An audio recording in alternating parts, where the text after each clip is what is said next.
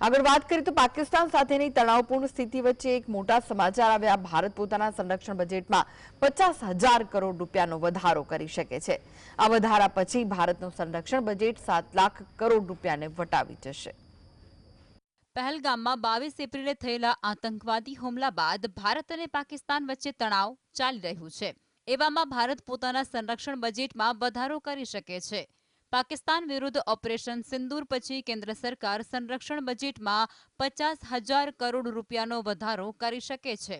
સંરક્ષણ મંત્રાલયે સરકાર સમક્ષ ફંડમાં વધારો કરવાનો પ્રસ્તાવ મૂક્યો છે, જેને નવેમ્બર અને ડિસેમ્બર દરમિયાન સંસદના શિયાળુ સત્રમાં મંજૂર મળવાની શક્યતા છે। આ ભંડોળમાંથી નવા શસ્ત્રો, દારૂગોળો અને ટેકનોલોજી ખરીદવામાં આવશે।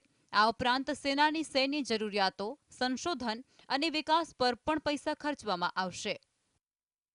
આ વધારા પછી ભારતનું સંરક્ષણ બજેટ 7 લાખ કરોડ રૂપિયાને વટાવી જશે।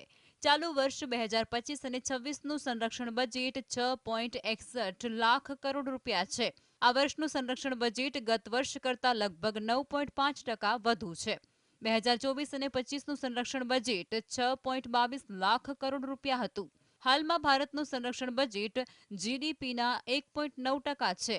ભારત તેના સંરક્ષણ બજેટનો 75% ભાગ તેની 1.4 મિલિયનની મજબૂત સેનાના પગાર અને પેન્શન પર ખર્ચ કરે છે, જ્યારે ફક્ત 25% ભાગ લશ્કરી આધુનિકીકરણ માટે બાકી રાખે છે। ભારતીય વાયુસેના પાસે અત્યારે 234 યુદ્ધ વિમાનોની અછત છે। એક્સપેન્ડિચર 2024 રિપોર્ટ અનુસાર ભારત પાકિસ્તાન કરતાં તેની સેના પર 9 ગણા વધુ પૈસા ખર્ચ કરી રહ્યું છે। રિપોર્ટમાં એમ પણ કહેવામાં આવ્યું છે કે સૈન્ય પર ખર્ચ કરતા વિશ્વના ટોચના 5 દેશો અમેરિકા, ચીન, રશિયા, જર્મની અને ભારત છે। આ પાંચેયનો કુલ લશ્કરી ખર્ચ 1,635 અબજ ડોલર એટલે કે 136.52 લાખ કરોડ છે।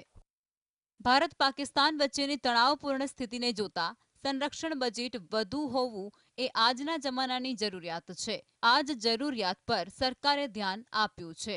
Bureau report, GSTV।